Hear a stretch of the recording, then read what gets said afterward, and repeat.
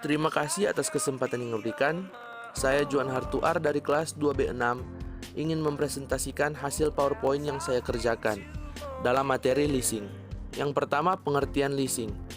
Pengertian leasing secara umum adalah suatu bentuk kegiatan pembiayaan alat atau barang modal berupa hak opsi atau tanpa hak opsi yang dimanfaatkan untuk nasabah dalam kurun waktu tertentu, yang mana pembayarannya dilakukan secara dicicil atau angsuran. Beberapa ahli berpendapat bahwa pengertian leasing adalah suatu bentuk perjanjian yang dilakukan oleh para pemilik aktiva atau barang dengan nasabahnya. Dalam hal ini, pemilik aktiva akan disebut sebagai lessor dan pemilik nasabah akan disebut sebagai lessee.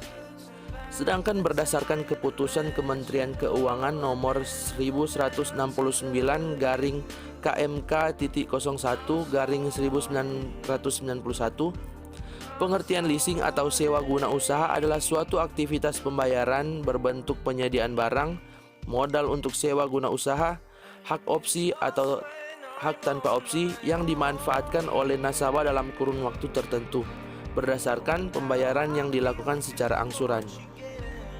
Selanjutnya, jenis-jenis leasing. Yang pertama yaitu kapitalis. Kapitalis adalah jenis perusahaan leasing yang berasal dari suatu lembaga keuangan. Jenis leasing ini pada umumnya bisa melayani pihak nasabah yang memerlukan kebebasan dalam hal menentukan barang atau modal dengan spesifikasi tertentu. Yang kedua, operating lease. Operating lease adalah suatu jenis perusahaan leasing yang mana pihak lessor akan membeli barang untuk disewakan kepada nasabahnya dalam kurun waktu tertentu. Yang berikut ketiga, sales type lease. Sales type lease atau lease penjualan merupakan jenis leasing yang biasanya dikerjakan oleh perusahaan industri yang melakukan penjualan lease barang dari hasil produknya. Selanjutnya, kelebihan dan manfaat leasing. Beberapa manfaat dan keuntungan yang akan didapat perusahaan karena melakukan kegiatan leasing adalah sebagai berikut. Yang pertama, fleksibel. Bahkan struktur kontrak yang terdapat dalam leasing bisa disesuaikan sesuai dengan keperluan lease. Yang berikutnya, tidak perlu jaminan. Hak kepemilikan sah atau aktiva dalam leasing yang disebut lease dan pembayaran lease sesuai pendapatan oleh aktiva bisa dijadikan jaminan untuk lease tersebut. Yang berikut, capital saving. Pihak lembaga biasanya akan memberikan pembiayaan sebanyak 100% untuk nasabah. Yang berikutnya, pelayanan cepat. Pada umumnya, prosedur pembiayaan akan memerlukan waktu yang terbilang cepat, dimulai dari sistem pengajuan sampai realisasinya. Dan yang berikutnya, terhindar dari inflasi. Dalam kegiatan leasing, para nasabah bisa menghindari kerugian karena inflasi, karena pembayaran akan dilakukan sesuai dengan satuan keuangan sesuai kesepakatan. Berikutnya, dilindungi hukum. Pihak lessor dan pihak lessee akan memperoleh kepastian hukum karena adanya peraturan yang tidak bisa dibatalkan walau sedang mengalami kondisi finansial yang berubah-ubah. Dan yang berikutnya, cara mendapatkan aktiva.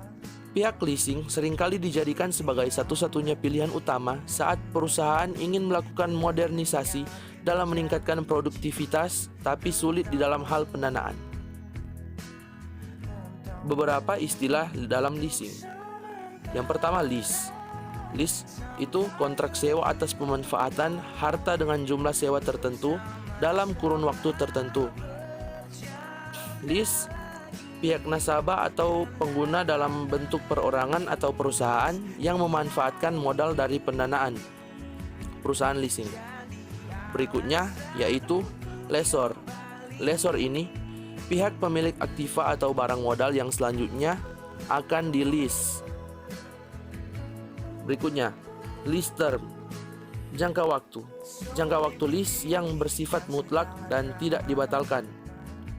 Berikutnya juga yaitu residual value atau nilai lease aset yang diperkirakan bisa diterapkan ketika memasuki akhir periode sewa.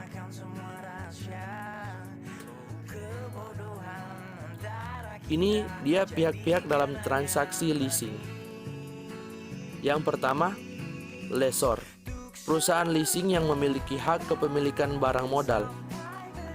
Bisa dilihat di sini ada BFI Finance, ada BCA Finance, Ada Radana Finance, Simniaga, GTD Finance, Adira Finance, Verena, U Finance, dan WAM Finance. Berikutnya, lessee. Lessee itu adalah pihak yang menggunakan atau menyewa modal yang memiliki hak pilihan di akhir kontraknya. Bisa dilihat seperti gambar di tengah. Dan yang berikutnya, supplier. Supplier adalah pihak penjual atas barang modal yang nantinya akan disewakan. Itulah hasil presentasi dari PowerPoint saya. Jika ada salah kata atau kata yang kurang berkenan, mohon dimaafkan. Terima kasih.